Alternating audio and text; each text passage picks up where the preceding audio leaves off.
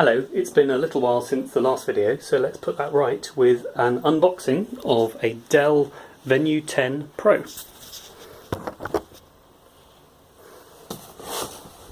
Okay, out of cast.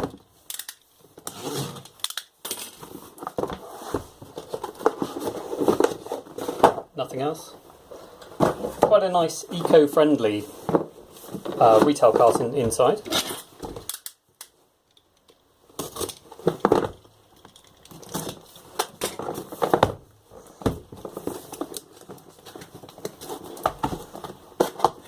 Only slides upwards. It's actually quite tricky to get out. And we have one Venue 10 Pro tablet, one power adapter, USB output on it, standard micro USB lead, regulatory information and a starter guide, and nothing else. So not a huge amount in the pack itself. Venue 10 Pros, we've got a few of them. Packaging comes apart relatively easily to reveal your new tablet on the inside. Overall, quite impressed with these machines. Let's see if we can get a good view of the connectors. First off, the base connectors. You might notice that these are different to other Dell tablets. You should note that that means that it won't work in the Dell tablet dock because it uses a different connector to the Venue 11 series. On the other side we have USB 3 connector, the micro USB for charging, and a micro HDMI. I'm not a huge fan of micro HDMI connectors, but that's what they put in. There's a volume up and down and a headset 3.5mm. Almost nothing on the top. It looks like there's a microphone there, but it might not be. There is the power button though. And on the last side we have a Windows Home button, a micro SD card slot and a cover. I have to say I can't remember what the cover's for, but I suspect it's an interior micro SD. There's also a lock slot as well. So what are they like? Well, let's have a look at one we prepared earlier. Overall, I'm very happy and very impressed with these. The screen is excellent, very high resolution. It's a very responsive Windows 8 tablet. As I mentioned, the dock connector isn't amazing, and neither is the use of micro HDMI.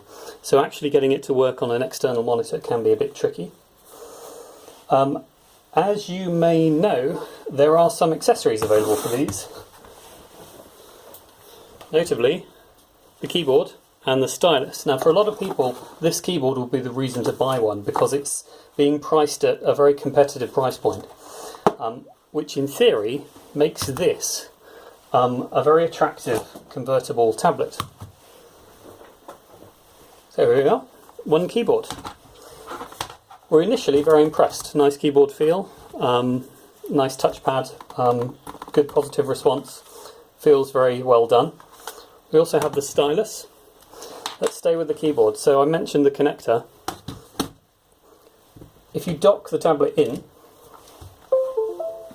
it connects, but it's not actually locked in place. And it gets very confused with itself, and you think it's in, but it's actually only half in. We got really annoyed with this, and we thought it was actually broken, till we figured out that if you dock it with your finger on the button, it actually locks in place much more substantially. So that's quite annoying, because the idea of giving that to users and having them repeatedly dock it in a not a very secure way isn't very attractive. But once it is docked, it becomes really quite a useful machine. I'm sure everyone's seen someone typing on a keyboard before, but it's a good responsive keyboard. It's nice and fast. The touchpad is good and responsive, unlike a lot of mobile style keyboards. Close down, the clamshell is slightly heavy, but there's no battery in the keyboard unit, so it makes it a good size. I mean, I'm looking forward to travelling with that and being able to type up reports as well as use it as a tablet. Docking it off, for me one of the most attractive things is the stylus. The stylus they've chosen for these models is actually made by Wacom, and it's impressive, whereas maybe some of the other Dell styluses are less impressive. Good design feature, they've made the buttons flush to the body, so this means that if you put it in a pocket or in a grip, it doesn't press the buttons down and drain the batteries, because this is an active stylus with a quadruple A battery inside it. Also, the stylus nib is a Wacom style stylus nib. Sorry, I can see that's just slightly out of focus. But if we can get it to work properly, and those of you are familiar with Windows 8.1, especially with stylus, might be used to the Reader program. One thing that's different with this design of tablet from others is that there's no soft Windows key. They've moved it to the side, which can be quite annoying, because to get back to Windows Home when you're in tablet mode involves pressing the button, which is recessed into this rubber surround. But not to worry. So if we jump quickly to Reader, one of my favourite things is the ability to annotate PDFs. So we're just looking at a normal PDF here, and we can take notes. Forgive my handwriting, but this stylus is actually very responsive and very good, whereas some of the others I've used have been usable, but not fantastic.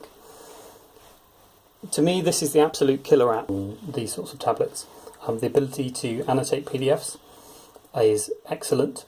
If you save the PDF on your SkyDrive, you'll also save your annotations and your highlights and your notes. And the ability within a meeting to display two PDFs side by side is also excellent. So you can flick between pages on multi-page PDFs, quickly jump to wherever you are. So for example, I often have the agenda on the left hand side and the meeting papers on the right hand side, making notes in either one as we go along, and again saving those annotations if I want. If I make a mistake in an annotation, it's just a quick button press to clear it off. So really, given the quite cheap price point of these sorts of devices, their portability, the now excellent stylus, which we haven't really seen before, I'm quite excited for the future and who will be able to issue these to, where previously we hadn't justified what would be a very advanced tablet device. All about PDF annotation and the storage of your annotations, as far as I'm concerned.